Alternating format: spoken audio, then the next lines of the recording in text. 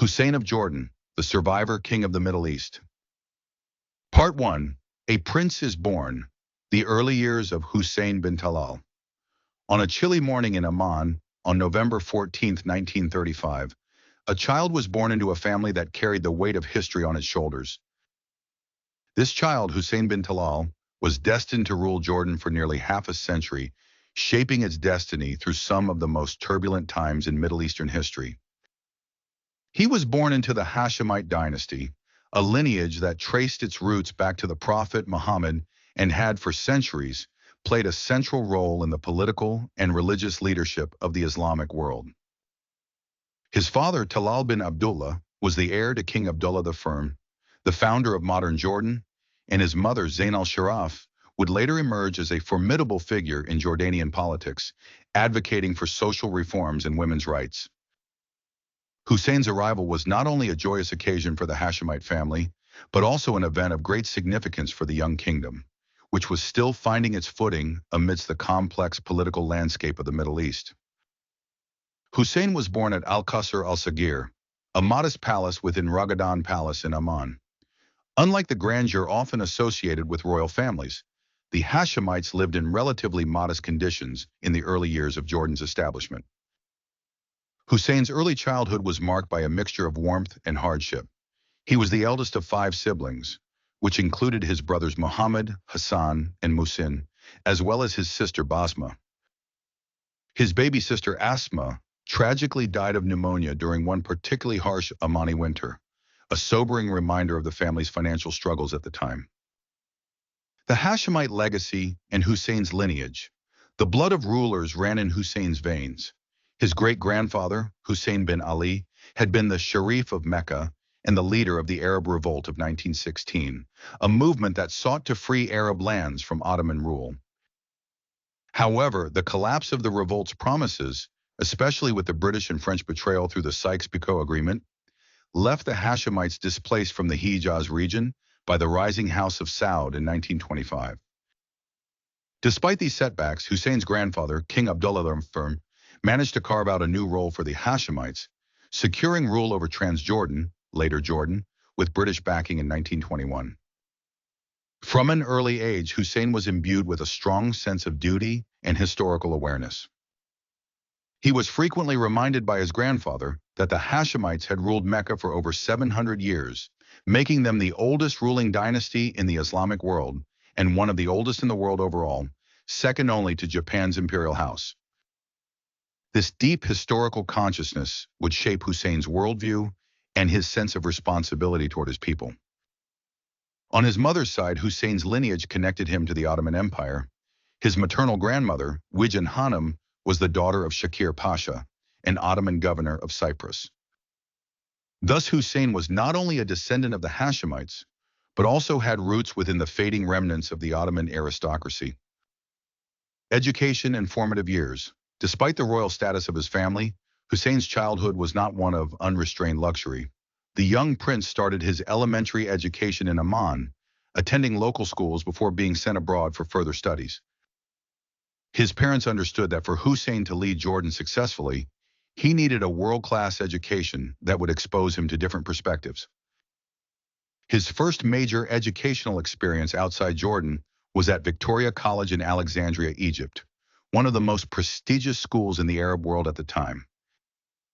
This school catered to the children of Arab elites and was known for producing future statesmen. However, Hussein's time there was brief, as his grandfather, King Abdullah I, believed that his heir needed an education rooted in both Arab and Western traditions. Thus, Hussein was sent to Harrow School in England, one of Britain's most renowned institutions, where he would receive a classical education that emphasized discipline, leadership, and a deep understanding of governance. It was at Harrow that he formed a strong friendship with his paternal cousin, Faisal II of Iraq, who was also being groomed for kingship under the Hashemite dynasty. The two young royals, both heirs to Hashemite thrones, formed a bond that would last until Faisal's tragic assassination in 1958. The influence of King Abdullah I. Hussein's strongest early influence was his grandfather, King Abdullah I, a man known for his pragmatism and political acumen. Unlike many Arab rulers of the time, Abdullah I was deeply aware of the geopolitical realities of the region and sought peaceful coexistence with Western powers in Israel, a stance that often made him a target of Arab nationalists. Hussein, as his favorite grandson, became Abdullah's constant companion. The king assigned him a private tutor for additional Arabic lessons, ensuring that he was not only fluent in the language, but also deeply knowledgeable about Islamic history and Arab culture. Abdullah also insisted that Hussein accompany him to important meetings with foreign dignitaries, where the young prince often served as an interpreter, a valuable experience that exposed him to the complexities of diplomacy at a very young age. The assassination of King Abdullah I. One of the most traumatic and defining moments of Hussein's early life came on July 20th, 1951. That day, 15-year-old Prince Hussein accompanied his grandfather to Jerusalem, where they planned to perform Friday prayers at Al-Aqsa Mosque, Islam's third holiest site. As they entered the mosque's courtyard, a Palestinian assassin emerged and opened fire on the king. Abdullah I was hit by multiple bullets and collapsed. Hussein, standing just a few feet away, could only watch as his grandfather fell. However, in what could only be described as an extraordinary twist of fate, Hussein himself was also targeted, but a bullet that could have been fatal was deflected by a medal pinned to his uniform, a medal given to him by his grandfather as a symbol of honor and duty. Witnesses reported that after Abdullah was shot, young Hussein attempted to chase down the assassin, showing an instinctive courage that would define his future reign. This moment was a turning point in Hussein's life. The boy who had grown up under the wing of his grandfather now saw the brutal reality of leadership in the Middle East. His grandfather's assassination at the hands of a fellow Arab deeply affected his worldview.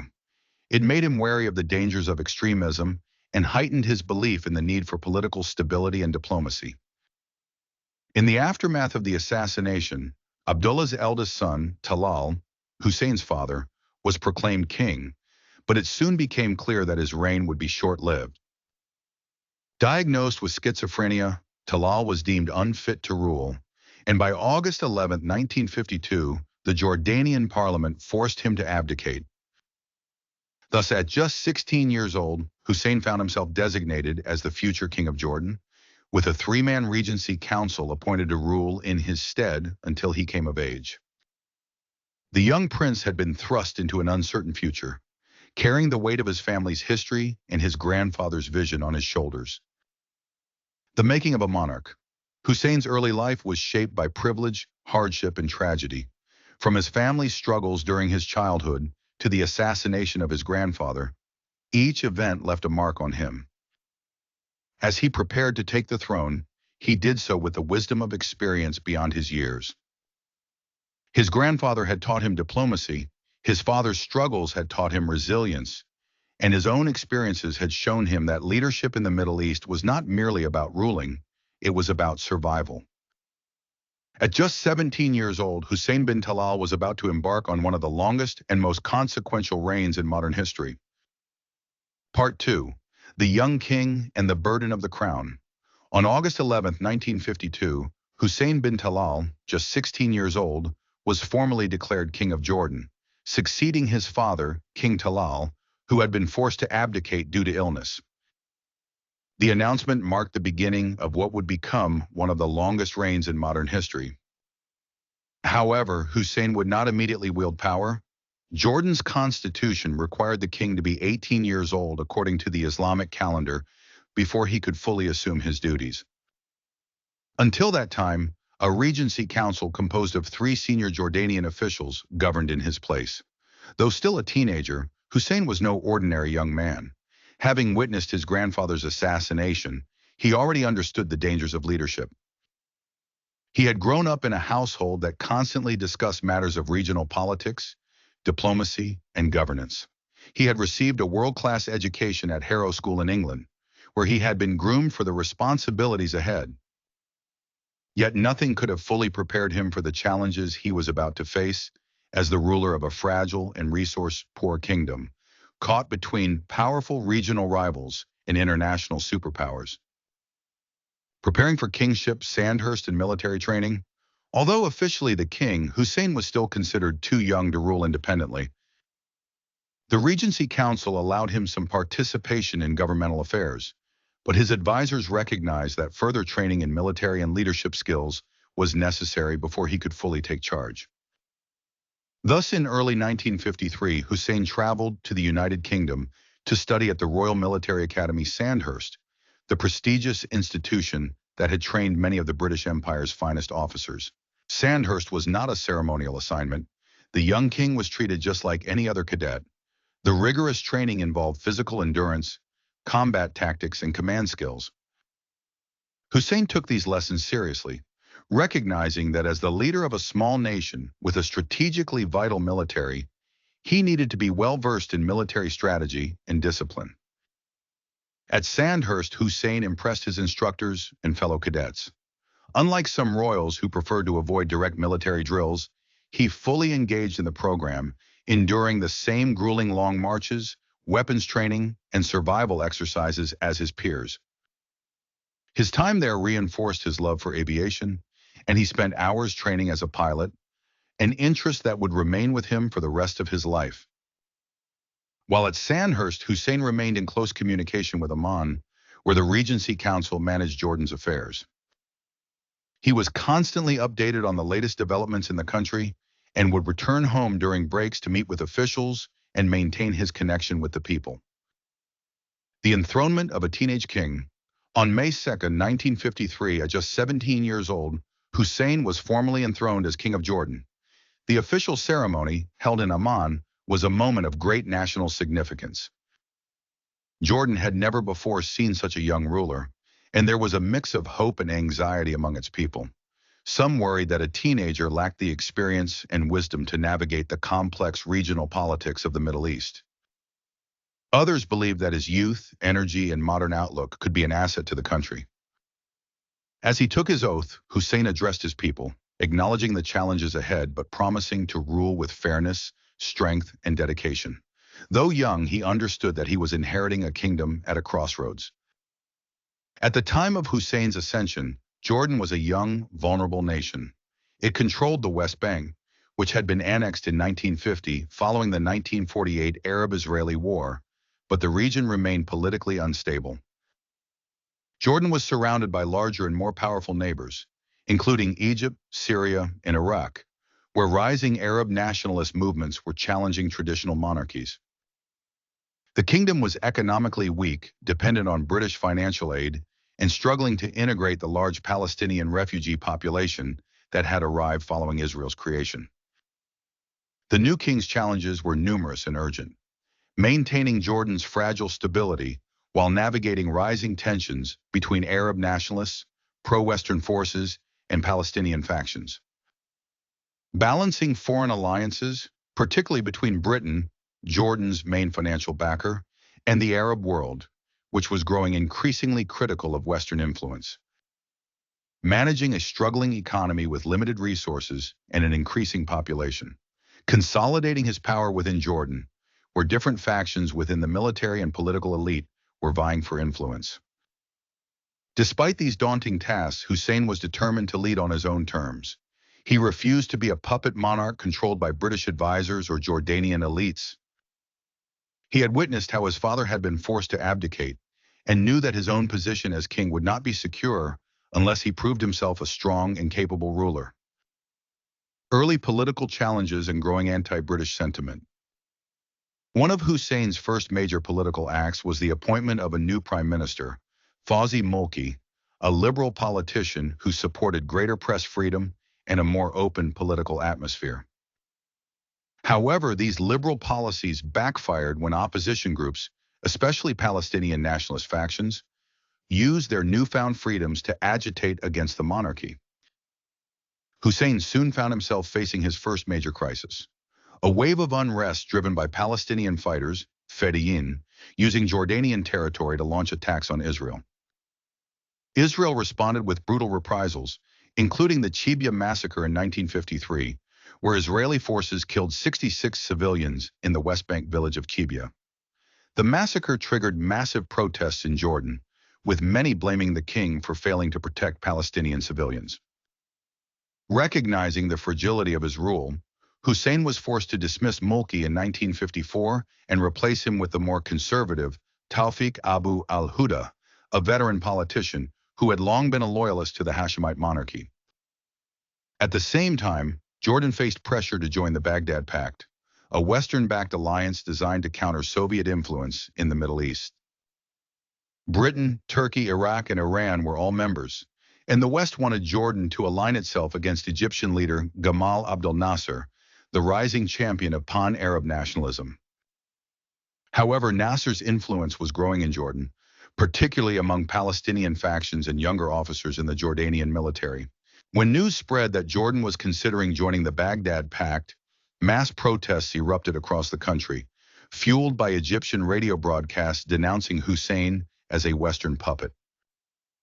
The situation worsened in early 1956, when Saudi Arabia, also hostile to Hashemite rule, massed troops near Jordan's borders, threatening intervention. Realizing that siding too closely with the West could destabilize his own rule, Hussein made a bold decision. In March 1956, he Arabized the Jordanian military, removing British officers from command and appointing Jordanian nationals in their place. This included the dismissal of Glub Pasha, the British commander of the Arab Legion, a move that shocked Britain and angered Western allies. However, among his people, Hussein's decision was wildly popular. By asserting Jordan's independence from British control, he positioned himself as a true Arab nationalist rather than a Western-backed ruler. This move greatly strengthened his legitimacy and allowed him to navigate the increasing regional tensions with greater autonomy. The young king comes into his own. Hussein's first 3 years as king had tested him in ways few young leaders could imagine. He had ascended the throne as a teenager, faced the threat of political unrest, regional isolation, and foreign intervention, and yet, through decisive action, he had begun to establish himself as a leader in his own right. By 1956, King Hussein was no longer the inexperienced boy king the world had once doubted. He had proven himself to be shrewd, courageous, and determined, setting the stage for the decades of rule that would follow. The next phase of his reign would bring even greater challenges, wars, uprisings, and international diplomacy that would define not only his legacy, but the fate of the entire Middle East. Part 3, Trials of a Young Monarch, Navigating Political Storms in 1956-1958. By 1956, King Hussein bin Talal had established himself as a decisive and independent leader. His bold decision to Arabize the Jordanian military, expelling British officers and appointing local commanders, had been a turning point in Jordan's political trajectory. It marked the beginning of a new era of Jordanian sovereignty, but it also placed the young king at the center of growing regional tensions. The Middle East was in turmoil with powerful ideological forces, Arab nationalism, Cold War rivalries, and Palestinian militancy, shaping the region's future. The question remained, would King Hussein be able to hold his fragile kingdom together, or would Jordan fall to the political chaos sweeping the Arab world? The rise of Arab nationalism and the Nasserist threat, the most significant force reshaping the Middle East in the mid-1950s, was pan-Arab nationalism, championed by Egypt's charismatic leader, Gamal Abdel Nasser.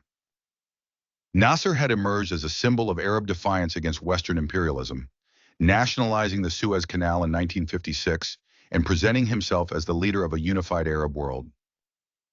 His influence stretched across Egypt, Syria, Iraq, and the Palestinian territories, and his rhetoric against Western-backed Arab monarchies, including Jordan's Hashemite dynasty, grew increasingly hostile. For Hussein, Nasser's growing popularity among Jordanian Palestinians and leftist groups was alarming. The young king recognized that if Nasser's influence continued to spread, it could undermine Jordan's monarchy and fuel a revolution similar to what had happened in Egypt in 1952, when the Free Officers overthrew King Farouk.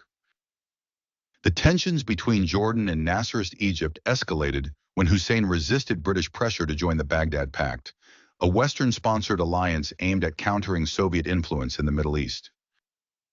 While Iraq and Turkey joined the pact, Jordan refused, wary of alienating its Palestinian population and provoking Nasser. In response, Egyptian radio broadcasts, particularly from Voice of the Arabs, began inciting Jordanians against Hussein. The propaganda portrayed him as a puppet of Western imperialists, a traitor to the Arab cause, and an obstacle to Arab unity. The 1956 elections and the liberal experiment. Despite these external pressures, Hussein sought to experiment with greater political openness. In October 1956, Jordan held its first parliamentary elections in which multiple political parties were allowed to participate. The most significant result was the victory of the National Socialist Party, a coalition of leftists, pan-Arab nationalists, and Palestinian factions. In a bold and unprecedented move, Hussein appointed the party's leader, Suleiman Nabulsi, as prime minister, making him the first and only democratically elected head of government in Jordan's history. Hussein later described this period as a liberal experiment, where he tested whether Jordan's political system could accommodate democratic governance. However, tensions between Hussein and Nabulsi's government quickly surfaced.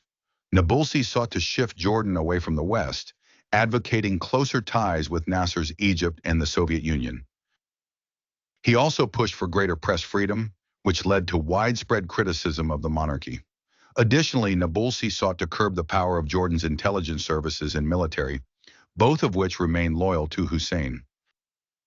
The final breaking point came in March 1957, when Nabulsi requested that Hussein dismiss senior military officers, whom he accused of being pro-Western.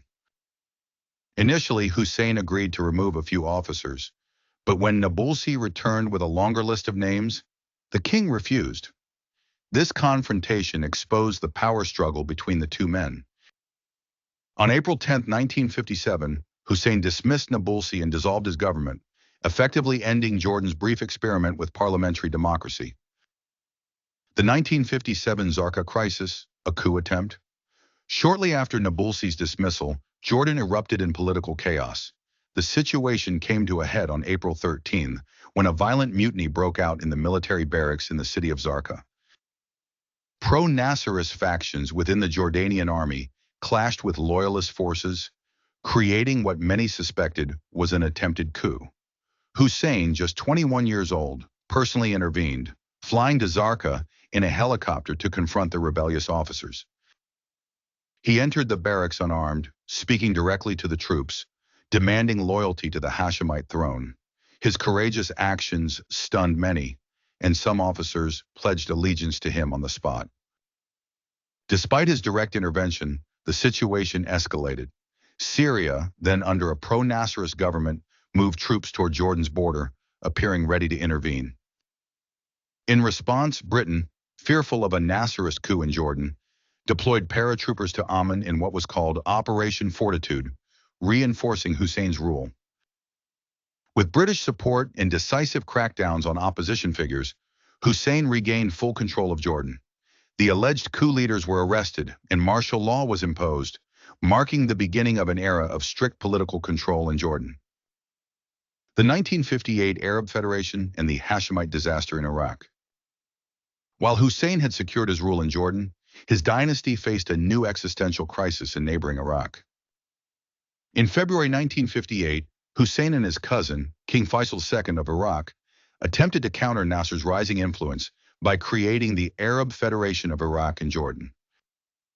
The federation was a direct response to the United Arab Republic, UAR, a short-lived political union between Egypt and Syria. Hussein and Faisal envisioned their Hashemite federation as a pro-Western alternative to Nasser's Pan-Arab project. However, their hopes were shattered on July 14, 1958, when a military coup in Iraq overthrew and brutally executed Faisal II and the entire royal family. Hussein was devastated by his cousin's violent death. The Hashemites had ruled Iraq since 1921, but the coup, led by Abd al-Karim Qasim, marked the end of Hashemite rule in Baghdad. The Arab Federation collapsed, leaving Jordan isolated. Fearing a similar coup in Jordan, Hussein declared martial law, strengthened his military, and sought closer ties with the United States and Britain. He also executed a dramatic crackdown on Nasserist and leftist opposition figures, ensuring that no similar revolution would topple his own regime. The attempted assassination and regional isolation. The overthrow of Faisal II had left Hussein vulnerable and isolated. Jordan was now surrounded by hostile regimes, Nasser's Egypt, Qasim's Iraq, and pro-Nasserist Syria. In November 1958, Hussein narrowly survived an assassination attempt. While piloting his own plane over Syrian airspace, two Syrian fighter jets attempted to shoot him down. In an incredible display of piloting skill, Hussein outmaneuvered the attackers, evading their missiles and returning safely to Jordan. The failed attack only strengthened his resolve. Realizing that Jordan's survival depended on stronger alliances, Hussein intensified ties with the United States and Britain. A king forged by crisis. By the end of 1958, King Hussein had endured a failed political experiment with democracy, an attempted military coup, the violent overthrow of his cousin's kingdom, an assassination attempt by Syrian forces. Through sheer determination, political acumen, and personal courage, Hussein had emerged stronger than ever. He had established firm control over Jordan, resisting both internal revolts and external pressures. But the years ahead would test him even further, as Jordan would soon be drawn into one of the most devastating wars in Arab history, the Six-Day War of 1967. Part 4. The Struggles for Survival. War, Diplomacy, and Political Upheaval, 1959-1967. As the 1960s dawned, King Hussein of Jordan had already proven himself to be a survivor. He had faced an attempted coup, political unrest, and the violent collapse of the Hashemite monarchy in Iraq, yet he remained on his throne. Jordan, however, remained a fragile state, caught between rising Arab nationalism, Palestinian militancy, and Cold War geopolitics. During this period, Hussein's leadership was defined by three key challenges. The growing power of Palestinian guerrilla movements that sought to use Jordan as a base for attacks on Israel. The rising tensions between Jordan and Nasser's Egypt, which continued to brand Hussein as a Western puppet. The threat of another major war with Israel, as tensions in the region escalated toward what would become the Six-Day War of 1967. Attempted assassinations and political crackdowns, 1959-1961. Hussein's survival continued to frustrate his enemies, who saw him as a barrier to Arab unity and a threat to revolutionary movements in the region. His alliance with the United States and Britain further infuriated Nasser and his supporters. In 1959, the Jordanian government uncovered a conspiracy to assassinate Hussein. A plot orchestrated by Syrian and Egyptian intelligence aimed to poison his nasal drops with a deadly substance. The plot was foiled after several cats in the royal palace mysteriously died, leading investigators to uncover the poison. Another attempted assassination came in 1960, when Jordanian intelligence discovered that an officer in the Royal Jordanian Air Force had been ordered to crash his fighter jet into Hussein's plane. The officer was arrested before he could carry out the mission. These assassination attempts led to a further crackdown on opposition figures, especially those linked to Nasserist and socialist movements.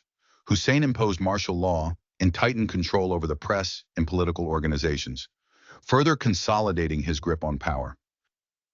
Jordan's delicate dance with Israel and the Palestinians. The Palestinian issue remained the most pressing challenge for Hussein's rule. By the early 1960s, Jordan's West Bank was home to a growing number of Palestinian nationalist groups, including the newly formed Palestine Liberation Organization, PLO, and Fatah, led by Yasser Arafat. These groups began launching guerrilla attacks on Israel from Jordanian territory, often provoking Israeli retaliation. Hussein found himself in an impossible position. He sympathized with the Palestinian cause, yet he could not allow Palestinian militants to drag Jordan into a full-scale war with Israel. In 1963, Hussein secretly opened channels of communication with Israel, using his personal doctor, Emanuel Herbert, as an intermediary.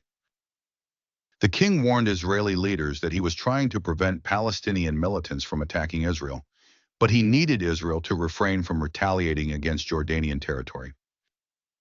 Despite these efforts, the situation continued to spiral out of control.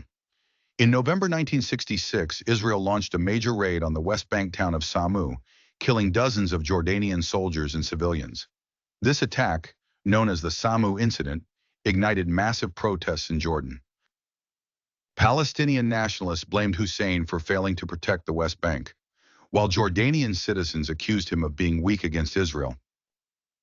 The incident deepened Hussein's dilemma. He had tried to contain the Palestinian-Israeli conflict, yet both sides saw him as an enemy. A rapprochement with Nasser? Despite years of hostility, Hussein recognized that he could not afford to remain isolated in the Arab world.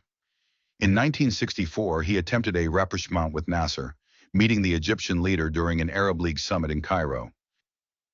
At the summit, the Arab states agreed to form the United Arab Command, a joint military force aimed at confronting Israel. Hussein also agreed to support the newly established PLO, despite his personal reservations about its leader, Ahmad Shukeri. However, this reconciliation was short-lived. Nasser and other Arab leaders continued to distrust Hussein, and by 1967, tensions between Jordan and Egypt were once again on the rise. The road to war, the Six-Day War of 1967. By early 1967, the Middle East was on the brink of war. Egyptian forces had mobilized in the Sinai, and Nasser had ordered the United Nations peacekeeping force to withdraw. Syria and Iraq were also preparing for conflict with Israel, and the Arab world was rallying for a united war effort. Hussein faced a fateful decision: stay out of the war, preserving Jordan's army and avoiding a catastrophic loss of territory. Join the Arab coalition, risking Israel's military retaliation, but avoiding accusations of betraying the Arab cause. On May 30, 1967, Hussein traveled to Cairo and met with Nasser. In a dramatic move, he signed a military defense pact with Egypt, placing Jordan's army under Egyptian command. The deal was wildly popular among Jordanians and Palestinians, who saw it as proof of Hussein's commitment to Arab unity. But behind closed doors, Hussein had deep misgivings. He feared that Nasser was leading the Arab world into a disastrous war, and that Jordan, caught between Israel and its Arab neighbors, would be the biggest loser. The war begins. Jordan is drawn into the conflict. On June 5, 1967, the Six-Day War erupted. In a preemptive strike, Israel destroyed the Egyptian, Syrian, and Jordanian air forces within hours. Despite this devastating setback, Egypt falsely claimed that it had shot down dozens of Israeli planes and was winning the war. Hussein, relying on misleading reports from Cairo, ordered the Jordanian army to attack Israeli positions in Jerusalem and the West Bank. The consequences were catastrophic. Within 2 days, Israeli forces had seized all of the West Bank, including East Jerusalem, and were advancing deep into Jordanian territory. Hussein, realizing the scale of the defeat, pleaded for a ceasefire, but by June 7th it was too late. Jordan had lost the West Bank. The loss of Jerusalem and the aftermath. The loss of Jerusalem was a devastating blow to both Jordan and Hussein personally. The Hashemite dynasty had been the custodians of Islam's third holiest site, Al-Aqsa Mosque, for decades. Now that sacred responsibility was in Israeli hands. For Hussein, the war was his greatest humiliation. He had lost nearly half of Jordan's territory, and the Palestinian population of the West Bank, who had been Jordanian citizens, were now under Israeli occupation. The war also worsened Jordan's economic struggles, as the West Bank had been a crucial part of the kingdom's agriculture, tourism, and trade. At home, Hussein faced a wave of criticism from both Palestinians and Jordanians. Some blamed him for not fighting harder, while others believed he had been reckless in joining the war. A king under siege. The Six-Day War of 1967 marked a turning point in Hussein's reign. He had tried to balance Jordan's interests, but was forced into a war he knew he could not win. He had lost the West Bank, including Jerusalem, a loss that would haunt him for the rest of his life. He had survived the war, but Jordan's future was now more uncertain than ever. Yet Hussein was not ready to give up. He still believed in his ability to lead Jordan through diplomacy and resilience. The years ahead would see him face another major crisis: the rise of Palestinian guerrilla movements in Jordan and the bloody conflict that would follow. Black September. Part 5. Black September. Hussein's struggle for control, 1967-1971. By 1967, King Hussein of Jordan had suffered his greatest political and military defeat, the loss of the West Bank and East Jerusalem to Israel during the Six-Day War. The war had fundamentally altered Jordan's demographics, economy, and political landscape, leaving Hussein to govern a nation deeply divided between its native Jordanian population and a growing number of Palestinian refugees. The aftermath of the war saw the rise of Palestinian guerrilla groups, known as Fedayeen, self-sacrificers, who sought to use Jordan as a base for armed struggle against Israel. These factions, particularly the Palestine Liberation Organization, PLO, and Fatah, led by Yasser Arafat, quickly became a state within a state, challenging Hussein's authority and Jordan's sovereignty. The increasing power of the Palestinian groups in Jordan led to one of the most violent and consequential episodes in modern Middle Eastern history, the Black September conflict of 1970-1971. It would be the most serious internal challenge Hussein had ever faced, and would force him to choose between preserving his monarchy or allowing Jordan to be taken over by Palestinian militant forces. The aftermath of the Six-Day War and Palestinian militancy, following Jordan's loss of the West Bank, nearly 200,000 Palestinian refugees fled into Jordan, increasing the country's Palestinian population to nearly 60%. Many of these refugees, angry and displaced, were drawn to Palestinian resistance movements, which had relocated from the West Bank to Jordan. Yasser Arafat's Fatah and other Palestinian factions refused to recognize Hussein's authority and instead established their own armed camps, training centers, and even checkpoints in Jordanian territory. Hussein, who had long sought to balance support for the Palestinian cause with Jordanian stability, now found himself unable to control the growing power of the Fedayeen. The Fedayeen openly defied Jordanian laws, patrolling towns and cities with their own armed militias. They challenged Hussein's military and police, setting up roadblocks and even demanding taxes from locals.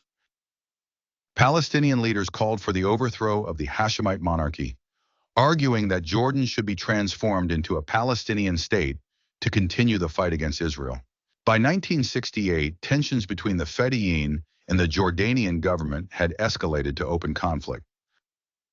Jordanian forces frequently clashed with Palestinian fighters, and Israel began retaliating with airstrikes and ground attacks against Jordanian villages suspected of harboring militants. The Battle of Karameh, March 1968, a symbolic Palestinian victory. On March 21, 1968, Israeli forces launched a large-scale assault on the Jordanian town of Karameh, where the PLO had established a base. The operation, meant to destroy Arafat's forces and deter future attacks on Israel, turned into a fierce battle between Israeli troops, Palestinian militants, and Jordanian soldiers. Although the Israeli forces successfully destroyed the PLO base, they were forced to withdraw under heavy Jordanian and Palestinian fire. Both King Hussein and Arafat claimed victory, with Hussein portraying it as a triumph for Jordan's military, and Arafat using the battle as proof that the Fedayeen could defeat Israel. However, the real consequence of Karameh was that it elevated Arafat's status in the Arab world. He became a hero to Palestinians, attracting thousands of new recruits to Fatah and other militant groups. More and more Palestinians in Jordan turned to Arafat rather than Hussein as their leader. The erosion of Jordanian sovereignty, 1969-1970. By 1969, Hussein had lost significant control over parts of Jordan. Palestinian militants carried out hijackings, kidnappings, and attacks on Israeli targets, often provoking Israeli military retaliation on Jordanian territory. The situation worsened when Palestinian guerrillas began targeting Jordanian forces themselves. Hussein now faced two existential threats: Israel's attacks on Jordan in response to Palestinian militant activity, a growing internal rebellion as Palestinian factions sought to overthrow the Hashemite monarchy. Despite repeated negotiations with Arafat and the PLO leadership, the Fedayeen refused to disarm. Instead, they demanded greater autonomy within Jordan, effectively treating it as a Palestinian-controlled territory. Hussein warned that Jordan's survival was at stake. "I will not allow my country to become another Vietnam." But in reality, Jordan was already on the brink of civil war. Black September begins. The spark. June-September 1970. The final tipping point came in September 1970, when the Popular Front for the Liberation of Palestine, PFLP, a radical Palestinian faction, hijacked multiple international airliners and forced them to land in Jordan. The hijackers took hundreds of passengers hostage, demanding the release of Palestinian prisoners. The Jordanian government was completely humiliated as the Fedayeen demonstrated their total disregard for Jordan's sovereignty.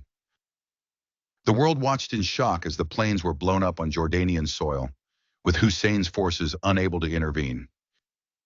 This was the final insult. Hussein could no longer tolerate the Fedayeen's lawlessness.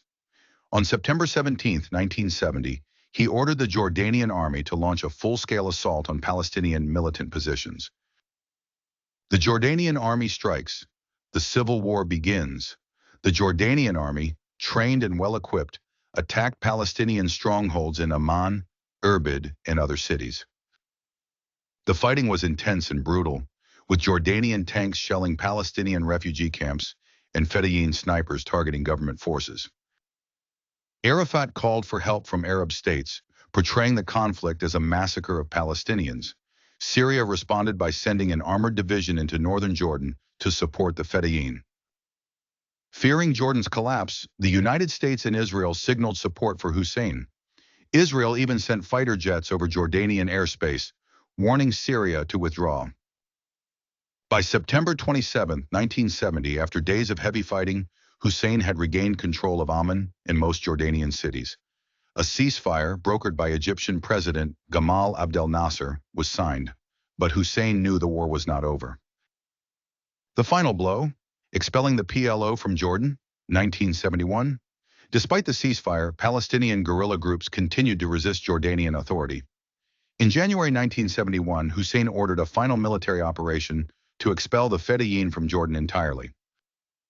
In a series of battles across Jordan, the Jordanian army destroyed the last remaining Palestinian militant bases, drove Arafat's forces out of Jordan and into Lebanon, arrested thousands of Fedayeen fighters, and dismantled their networks. On July 17, 1971, the last remnants of Palestinian resistance in Jordan surrendered. Arafat and the PLO leadership fled to Lebanon, where they would later establish a new base of operations. The aftermath, Jordan's survival and Hussein's triumph. The Black September conflict was one of the bloodiest and most consequential episodes in Jordan's history. Thousands of Palestinians were killed or expelled. Hussein's rule was secured, but at the cost of losing the trust of many Palestinians. The PLO relocated to Lebanon, where they would later provoke another war in 1982. Hussein had faced the greatest challenge of his reign and emerged victorious. He had preserved Jordan's sovereignty, but the events of Black September would forever haunt his legacy. Yet the king was not done shaping Jordan's future. The next phase of his reign would focus on diplomacy, rebuilding Jordan's economy, and navigating the ongoing Israeli-Palestinian conflict. Part 6, From Isolation to Diplomacy, Rebuilding Jordan. After Black September, 1971-1979. By 1971, King Hussein had emerged victorious but deeply scarred from the Black September conflict. He had successfully expelled the Palestinian Liberation Organization, PLO, from Jordan, restoring his monarchy's authority, but at a steep political cost. The Arab world was divided. Many viewed Hussein as a traitor to the Palestinian cause, while others saw him as a survivor who had protected his country from collapse. Syria, Libya, and Iraq continued to support Palestinian militant groups, some of whom now plotted to assassinate Hussein. Jordan faced economic struggles, worsened by the loss of the West Bank, which had been an essential part of its economy. Diplomacy became a lifeline as Hussein worked to rebuild relations with Arab neighbors while strengthening ties with the West. The 1970s would be a period of recovery, diplomatic maneuvering, and regional conflicts that would test Hussein's resilience and strategic skill. After Black September, surviving Arab isolation, 1971-1973. Despite winning the war against the Fedayeen, Hussein's troubles were far from over. The PLO and its allies saw Black September as an unforgivable betrayal. Yasser Arafat, though exiled from Jordan, swore revenge. He and other Palestinian factions organized assassination plots against Hussein. Libyan leader Muammar Gaddafi called for Hussein's overthrow, branding him a Zionist collaborator. Syria's President Hafez al-Assad refused to recognize Hussein's legitimacy, calling him a puppet of the West. Jordan was politically isolated in the Arab world. Hussein's biggest fear was that Syria or Iraq, both of which had strong military capabilities, would attempt to invade Jordan under the pretext of avenging the Palestinians. Assassination attempts and internal threats. Between 1971 and 1973, Hussein survived multiple assassination attempts, including a bomb planted in his car by Palestinian militants, a plan to shoot down his plane as he flew over the Mediterranean, a coup attempt by Jordanian army officers with suspected ties to Syria and the PLO. These threats forced Hussein to tighten his grip on power. He increased surveillance, arrested potential plotters, and purged Jordan's military of pro-Palestinian officers. Yet he also knew he could not rule through fear alone. Hussein sought to rebuild trust with his people while mending ties with Arab leaders who had turned against him. The Yom Kippur War and Hussein's delicate balancing act, 1973. By 1973, tensions between Israel and its Arab neighbors were at a breaking point. Egypt and Syria were preparing for a new war against Israel, one that would soon erupt as the Yom Kippur War in October 1973. Hussein found himself in a difficult position. If he joined the war, Jordan could face another devastating military defeat, like in 1967. If he stayed out, he risked being seen as a traitor to the Arab cause. Secret warning to Israel. One of the most extraordinary moments of Hussein's reign occurred just days before the Yom Kippur War began. Concerned that the war would bring destruction to the region, Hussein flew secretly to Tel Aviv to meet with Israeli Prime Minister Golda Meir. In this clandestine meeting, Hussein warned Israel that Egypt and Syria were planning a surprise attack. However, Israeli officials did not take his warning seriously and failed to prepare for the coming war. When Egypt and Syria launched the war on October 6, 1973, Hussein held back Jordan's forces, only sending a token military force to assist Syria in the Golan Heights. This decision infuriated other Arab leaders, but it ensured Jordan's survival. Unlike 1967, Jordan did not suffer territorial losses or massive casualties. Hussein had successfully walked a fine line between supporting the Arab cause while avoiding disaster. Arafat, the PLO, and the Arab League Summit 1974. Despite his careful diplomacy, Hussein was dealt a major political blow in 1974. At an Arab League summit in Rabat, Morocco, Arab leaders made a historic decision. They declared the PLO as the sole legitimate representative of the Palestinian people. Jordan was forced to give up its claim to the West Bank. This was a humiliating defeat for Hussein. For decades, he had ruled the West Bank as part of Jordan, but now his role in the Palestinian issue was officially diminished. The move pushed Hussein into a diplomatic crisis. Israel still considered the West Bank as Jordanian territory. Arab leaders now saw the PLO, not Hussein, as the Palestinian leader. Palestinians in Jordan increasingly viewed the Hashemite monarchy as irrelevant. This marked a turning point in Jordan's foreign policy. From this point forward, Hussein focused less on regaining the West Bank and more on strengthening Jordan's internal stability. Relations with the West and economic growth, either 1975-1979. With his influence over the Palestinian issue reduced, Hussein turned to the West for diplomatic and economic support. Closer ties with the United States. Throughout the 1970s, Hussein deepened his relationship with the United States, particularly with Presidents Gerald Ford and Jimmy Carter. The U.S. increased military aid to Jordan, helping to modernize its armed forces. Jordan became a key Western ally in the region, countering Soviet influence in the Middle East. Hussein positioned Jordan as a moderate Arab state, avoiding the radical politics of leaders like Muammar Gaddafi and Saddam Hussein. Economic and social development. Despite Jordan's lack of natural resources, Hussein oversaw major economic reforms in the 1970s. Infrastructure projects improved roads, telecommunications, and housing.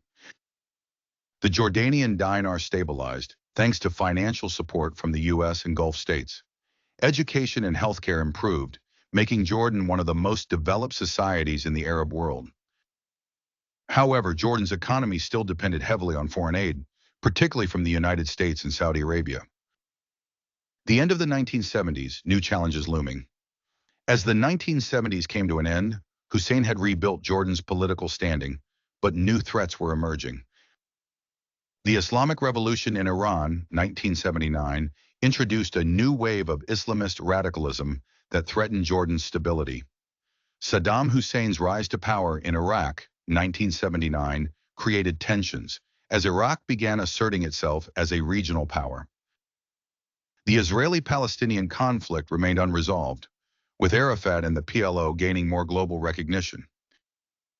Hussein had successfully navigated the crises of the 1970s, but the 1980s and 1990s would bring even greater challenges, including the Iran-Iraq War, the First Intifada, and the eventual peace process with Israel. Would Hussein continue to hold Jordan together, or would regional conflicts finally consume his fragile kingdom? A leader who refused to fall. The 1970s were a defining decade for Hussein. He had survived political isolation and assassination attempts. He had skillfully avoided disaster in the Yom Kippur War. He had lost the West Bank diplomatically but strengthened Jordan's economy and military. Yet the next decades would test him even further. The 1980s and 1990s would force Hussein to make his biggest decisions yet, including his controversial stance in the Gulf War and his historic peace treaty with Israel. Part 7. War, Peace, and the Palestinian Question, Hussein's Struggles in the 1980s. By the early 1980s, King Hussein of Jordan had successfully reasserted control over his kingdom, despite decades of political turmoil, wars, and assassination attempts. Yet his position in the region remained fragile. He had lost the West Bank diplomatically after the 1974 Arab League summit, which recognized the PLO as the sole representative of the Palestinian people. The Israeli-Palestinian conflict was escalating, putting pressure on Jordan to take a stand. The Iran-Iraq War, 1980-1988, began to reshape the Middle East, forcing Hussein to choose between two powerful adversaries. Islamist movements were gaining ground in Jordan, threatening the monarchy's traditional authority. The 1980s would test Hussein's leadership as he sought to balance regional alliances, economic stability, and Jordan's role in the Palestinian struggle. The Iran-Iraq War, Hussein and Saddam Hussein, 1980-1988. One of Hussein's most consequential decisions during this period was his unwavering support for Saddam Hussein's Iraq during the Iran-Iraq War. Why did Hussein support Iraq? Jordan's economy depended on Iraq. Iraq was Jordan's largest trade partner, importing Jordanian goods and providing subsidized oil. The Jordanian port of Aqaba became Iraq's primary export hub, as the war had cut off Iraq's access to the Persian Gulf. A counterweight to Iran's Islamic Revolution, Hussein feared Iran's growing influence in the region, especially among Islamist movements. The Iranian Revolution 1979 had overthrown the pro-Western Shah, inspiring Islamist uprisings across the Arab world. Hussein saw Saddam's secular Ba'athist regime as a bulwark against Iranian expansionism. Arab solidarity and the Gulf states' support. The Gulf monarchies, especially Saudi Arabia and Kuwait, supported Iraq financially. Hussein hoped that backing Iraq would strengthen Jordan's ties with the wealthy Gulf states, which provided vital economic aid. Jordan as Iraq's gateway to the world. Throughout the 1980s, Jordan became a vital supply route for Iraq. Weapons, food, and oil flowed through Jordan to sustain Saddam's war effort.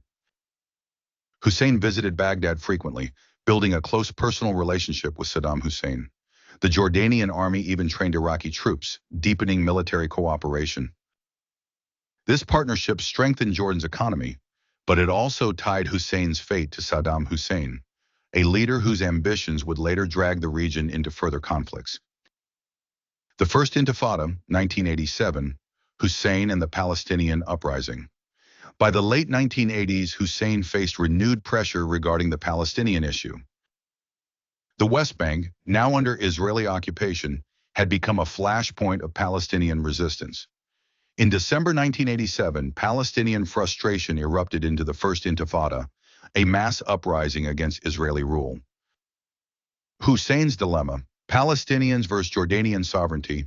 Hussein had long considered himself a defender of Palestinian rights, but the PLO's growing influence had marginalized Jordan's role in the conflict. Many Palestinians in Jordan still saw Hussein as their king, yet Arafat and the PLO had solidified their claim to represent the Palestinians. Hussein was caught between supporting the Palestinian cause, which would anger Israel and Western allies, avoiding direct involvement, which might lead to unrest among Jordan's own Palestinian population. Jordan's disengagement from the West Bank in 1988. In July 1988, Hussein made a historic decision.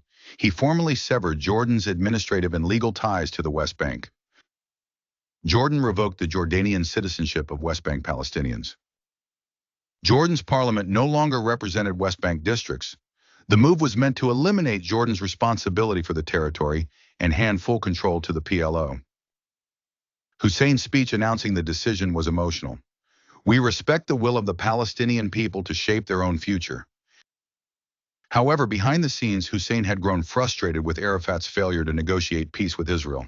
The PLO's inability to form a clear political strategy left Hussein believing that Jordan had no future role in ruling the West Bank. This was a painful but strategic decision. Hussein had spent decades claiming the West Bank as part of Jordan, but now he was formally relinquishing it. Jordan's economic crisis and political unrest, 1989. Despite his diplomatic victories, Hussein faced a new crisis at home. A deepening economic collapse. Jordan's economy was struggling due to high debt and inflation. The Iraqi war economy had benefited Jordan in the short term, but by the late 1980s, aid from Gulf states declined. In April 1989, the government introduced harsh austerity measures, raising prices on basic goods. The 1989 riots, a challenge to Hussein's rule. In April 1989, riots erupted in the southern Jordanian town of Ma'an, quickly spreading to other cities. Protesters clashed with security forces, denouncing corruption and economic hardship. Many blamed Hussein's government for failing to address economic inequality.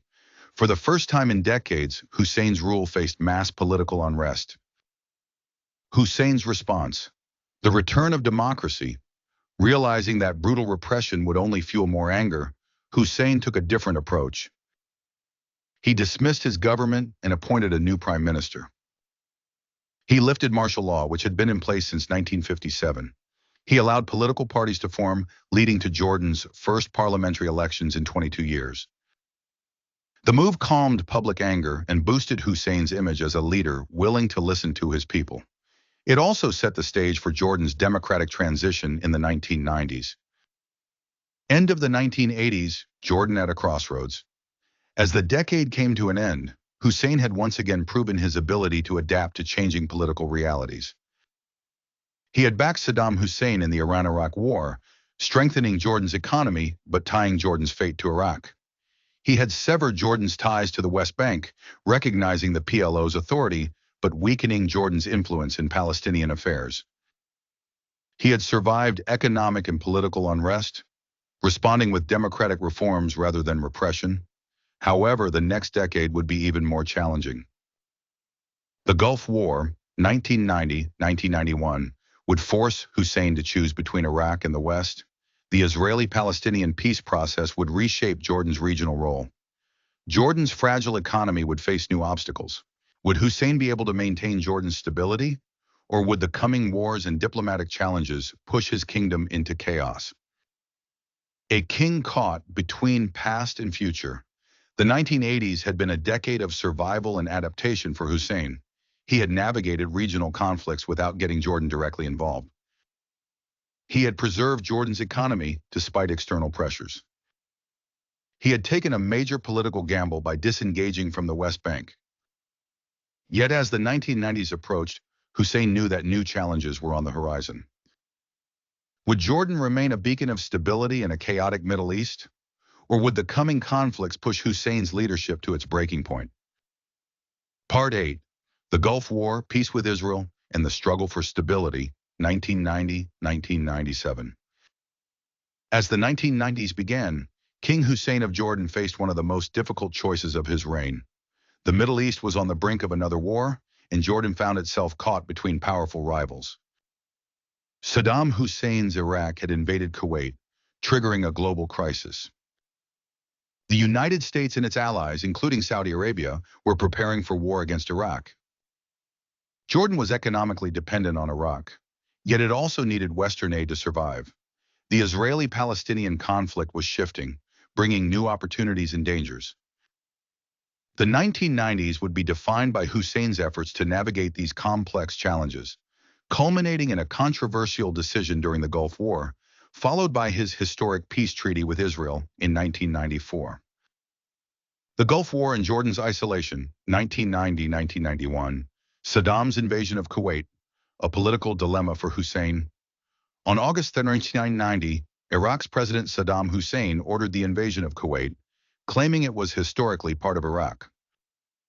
The United Nations condemned the invasion, and the United States led a coalition to drive Iraq out.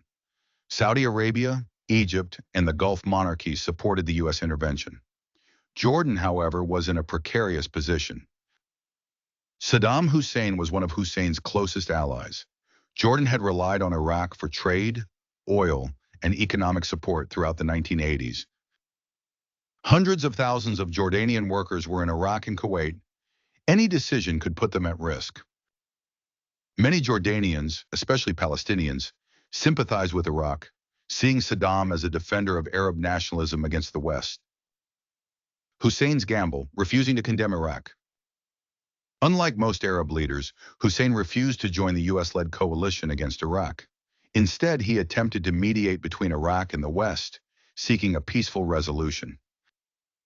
He traveled across the world, meeting with Western and Arab leaders, urging diplomacy instead of war. He met privately with Saddam Hussein, trying to persuade him to withdraw from Kuwait peacefully.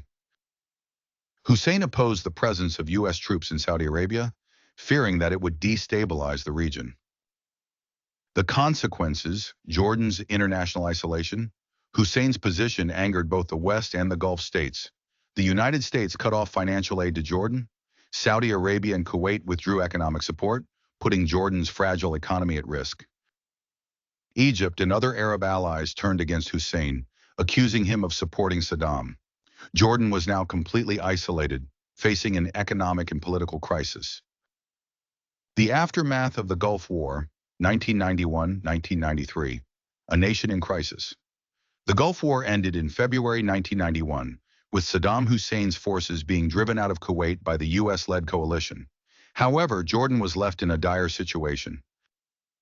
Over 400,000 Palestinian workers were expelled from Kuwait and other Gulf states, flooding Jordan's economy. Unemployment and inflation skyrocketed, causing widespread discontent. Western nations, including the U.S., continued to withhold aid. Hussein's strategy, rebuilding Jordan's diplomatic ties. Realizing that Jordan could not remain isolated, Hussein began mending relationships with the West and the Gulf states. In 1991, he restored relations with Saudi Arabia and Kuwait, reassuring them that he had not supported Iraq's invasion. He reopened ties with the United States, agreeing to support diplomatic initiatives in the Middle East. He focused on domestic reforms, lifting political restrictions to ease internal tensions. Hussein also saw an opportunity to play a key role in the newly emerging Israeli-Palestinian peace process. The Oslo Accords and Jordan's role in the peace process, 1993. Arafat's deal with Israel, a blow to Hussein. In 1993, Yasser Arafat and Israeli Prime Minister Yitzhak Rabin secretly negotiated the Oslo Accords, which recognized the PLO as the legitimate representative of the Palestinian people. The agreement sidelined Jordan, which had long sought a role in the Palestinian issue. Hussein was furious that he had not been consulted, despite his years of secret negotiations with Israel. However, rather than opposing the process, Hussein decided to use the opportunity to secure Jordan's own peace treaty with Israel. The Israel-Jordan Peace Treaty, 1994, a landmark achievement. Secret negotiations and diplomatic maneuvering. For decades, Hussein had held secret meetings with Israeli leaders, including Golda Meir, Yitzhak Rabin, and Shimon Peres. Now, in the wake of Oslo, he saw an opportunity to formalize Jordan's relationship with Israel. In July 1994, Hussein and Rabin met in Washington, D.C., where U.S. President Bill Clinton helped broker a peace deal. On October 26, 1994, Jordan and Israel signed the Israel-Jordan Peace Treaty, formally ending decades of hostility. What the peace treaty meant for Jordan: recognition of Jordan's role in Jerusalem. Israel acknowledged Jordan as the custodian of Muslim and Christian holy sites in Jerusalem. Economic and military support from the U.S. The U.S. forgave Jordan's $700 million debt and resumed financial aid. Jordan received advanced military equipment to modernize its army. Security and stability. The treaty secured Jordan's borders, preventing further conflicts with Israel. Arab backlash and internal opposition. The treaty was highly controversial in the Arab world. Palestinian leaders saw it as a betrayal, believing that Jordan had abandoned their cause. Islamist opposition groups in Jordan accused Hussein of selling out to Israel. Syria and Iraq criticized Hussein, fearing that Jordan would become a Western ally against them. Despite the opposition, Hussein stood by his decision, believing that peace with Israel was necessary for Jordan's future. A personal tragedy and continued challenges. In 1995-1997, the assassination of Yitzhak Rabin, 1995, Hussein's relationship with Israel deepened when Prime Minister Yitzhak Rabin was assassinated by a Jewish extremist on November 4, 1995. Hussein was deeply shaken by Rabin's death. At Rabin's funeral, Hussein delivered an emotional speech, calling him a brother and a partner in peace. It was a historic moment as Hussein stood alongside the Israeli leaders and world dignitaries, reaffirming his commitment to peace. However, Rabin's death destabilized the peace process, and the new Israeli leadership was less willing to make concessions to the Palestinians. Internal struggles in Jordan. By 1996-1997, Jordan was still grappling with economic problems. High unemployment and poverty led to protests. Islamist opposition movements grew in strength, challenging Hussein's rule. Relations with Iraq and Syria remained tense, as both viewed Jordan's alliance with the U.S. and Israel as a threat. Despite these challenges, Hussein remained focused on ensuring Jordan's stability and security, even as his health began to deteriorate. A leader who took risks for peace. Between 1990 and 1997, Hussein had defied Western pressure during the Gulf War, but later rebuilt relations with the U.S., navigated economic crises and internal unrest, introducing democratic reforms. Achieved a historic peace treaty with Israel, securing Jordan's place as a stable Middle Eastern nation. But as the 1990s neared their end, Hussein faced his final and greatest battle, his own declining health. Would Jordan remain stable after his passing? Would his legacy endure? Part 9. The Final Years. Illness, Succession, and a Lasting Legacy, 1997-1999. As the 1990s drew to a close, King Hussein of Jordan remained one of the most respected leaders in the Middle East, but he faced new challenges, both politically and personally. The peace process with Israel was faltering, leading to renewed tensions. Economic troubles continued to strain Jordan, with rising poverty and unemployment. Political opposition, especially from Islamist groups, grew stronger. His health began to deteriorate as he battled a life-threatening illness. Despite these challenges, Hussein's final years would be defined by courage, reconciliation, and one last decisive act that would shape Jordan's future. A strained peace and growing opposition, 1997 to 1998, tensions with Israel and the failed peace process. Although Hussein had signed a peace treaty with Israel in 1994, relations became strained in the years that followed. The rise of Benjamin Netanyahu, 1996 to 1999, Israeli Prime Minister Benjamin Netanyahu took a harder stance on the peace process, resisting further negotiations with the Palestinians. Hussein criticized Netanyahu's approach, warning that failing to make progress on Palestinian statehood would lead to further violence.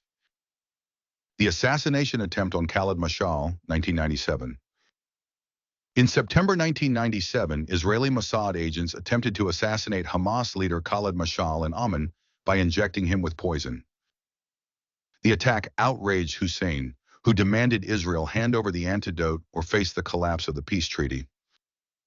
Under pressure from Hussein and the United States, Israel reluctantly provided the antidote, saving Mashal's life. This episode damaged Israeli-Jordanian relations, and Hussein increasingly criticized Israel's policies, warning that the peace process was at risk. Economic hardships and political discontent. Despite Hussein's efforts to modernize Jordan, the country still faced economic struggles. The Jordanian dinar had weakened, causing financial instability. The privatization of state-owned industries led to job losses. Public protests erupted, especially in southern Jordan, where unemployment was highest. At the same time, Islamist opposition movements, particularly the Islamic Action Front, IAF, gained influence. They criticized Hussein for signing the peace treaty with Israel, allowing Western influence in Jordan, restricting political freedoms despite earlier democratic reforms. Hussein attempted to balance these pressures, allowing greater freedom of speech but also cracking down on Islamist radicals. A King's Last Battle, Hussein's illness, 1998. By mid-1998, Hussein began to experience serious health problems. The diagnosis, non-Hodgkin's lymphoma. In July 1998, he traveled to the Mayo Clinic in the United States, where doctors diagnosed him with non-Hodgkin's lymphoma, an aggressive form of cancer. Hussein underwent 6 rounds of chemotherapy, losing his hair and much of his strength. Despite his illness, he remained engaged in politics, making calls from his hospital bed.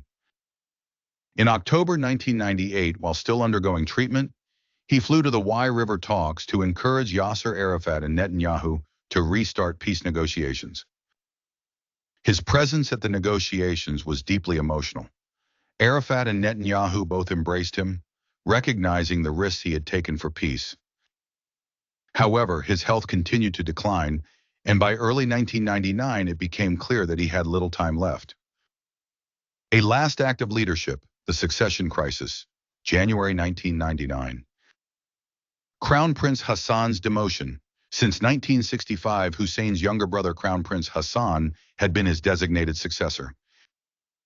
Hassan had served as Jordan's regent during Hussein's illness, taken on many responsibilities of governance in Hussein's absence. But in January 1999, Hussein made a shocking decision. He removed Hassan as crown prince and appointed his eldest son, Abdullah, as his successor. Why did Hussein choose Abdullah? Hassan's growing political ambitions. While acting as regent, Hassan had begun consolidating power, making decisions without consulting Hussein. He replaced key military and intelligence officials, which Hussein saw as a move to sideline his inner circle. The military's loyalty to Abdullah, Hussein's eldest son from his British-born wife, Princess Muna, had strong support in the army. As a commander of Jordan's special forces, he was respected by Jordan's military elite. Preserving Hashemite stability. Hussein feared that if Hassan became king, tensions within the royal family and among Jordan's tribal leaders could destabilize the monarchy. On January 24, 1999, a weakened Hussein returned to Jordan and publicly announced, "Abdullah will be my successor, as I have always intended." Despite his disappointment, Hassan accepted the decision gracefully, avoiding a family crisis. The final days, Hussein's passing, February 1999. On February 4, 1999, Hussein's health rapidly deteriorated and he was flown back to Jordan. Thousands of Jordanians gathered in the streets of Amman, weeping and praying for their king. On February 7, 1999, at 11:43 a.m., Hussein passed away at the age of 63. The news devastated Jordanians, many of whom had never known another ruler. A historic funeral, Hussein's funeral, held on February 8, 1999, was one of the largest gatherings of world leaders in history. 4 U.S. presidents attended: Bill Clinton, George H.W. Bush, Jimmy Carter, and Gerald Ford. Israeli leaders, including Prime Minister Benjamin Netanyahu and former Prime Minister Shimon Peres were present. Syrian President Hafez al-Assad attended, despite decades of tension with Hussein. The sheer number of world leaders present was a testament to Hussein's legacy as a statesman and peacemaker. The legacy of King Hussein, a stabilizing force in a chaotic region. Hussein ruled Jordan for 46 years, making him the longest reigning leader in the modern Middle East. He survived assassination attempts, coups, and wars, yet never lost control of Jordan. He navigated Cold War politics, balancing relationships with the United States, the Soviet Union, and Arab states. He transformed Jordan from a fragile monarchy into a stable, modernized country. The peacemaker of the Middle East. Hussein's greatest achievement was his role in the Israel-Jordan Peace Treaty, 1994. He was a lifelong advocate for Palestinian rights, even after renouncing claims to the West Bank. He was respected even by his enemies, known for his humility, intelligence, and commitment to dialogue. A compassionate ruler. Jordanians remember Hussein as the humane king for his personal approach to leadership. He often drove himself around Amman, visiting citizens. Willingness to forgive enemies. He pardoned many political dissidents, even those who tried to assassinate him. Focus on education, healthcare, and infrastructure, improving the lives of ordinary Jordanians. Conclusion. The end of an era. Hussein's death marked the end of an era for Jordan and the Middle East. His son, King Abdullah II, would now inherit both his father's throne and his challenges.